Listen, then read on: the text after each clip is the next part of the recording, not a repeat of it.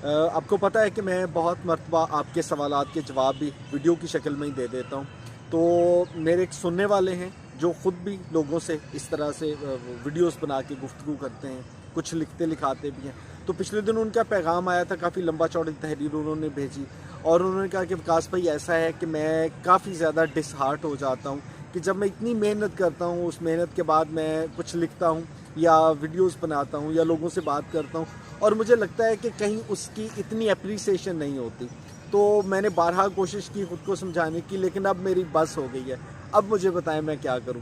तो मैंने कहा मैं आपके सवाल का जवाब एक वीडियो में दूंगा ताकि आपके साथ साथ और बहुत सौ का भी फ़ायदा हो जाए। अच्छा, ऐसा सिर्फ आपके साथ नहीं होता, ऐसा मेरे साथ भी होता है, हम सबके साथ होता है। आपको सिर्फ एक बात याद रखनी है, दुनिया में दो तरह के रास्ते हैं, एक अच्छाई का रास्ता और एक कह सकते हैं बुराई का रास्ता।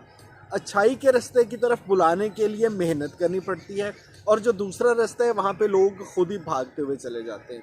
बात ना जाने आपने कभी महसूस की या नहीं की, ऐसा होता है ना कि जिस बंदे से आप दूध खरीद रहे होते हैं, आपको उस पर शक भी होता है और 10 बार आप उससे पूछते भी देखना यार दूध में पानी तो नहीं मिलाया। और वो बंदा जो कहीं से शराब पी के आ रहा होगा या शराब खरीदने जा रहा होगा, वो शराब वाले से कभी नहीं कहता तो यार तुमने इसमें पानी तो नहीं मिलाया, बल्कि वो लाके उसमें खुद पानी डाल के शायद पिएगा।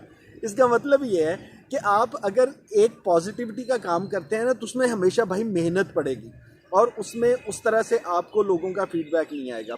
आप नेक रास्ते की तरफ बुलाना हो, लोगों के जाके दरवाज़ा भी खटखटाएंगे, राह चलते हैं उनको रोकेंगे, 20 बार अपनी बात बताएंगे और इसके मुकाबले में कहते हैं कि बुराई ऐसे फैलती है कि आपकी सोच है।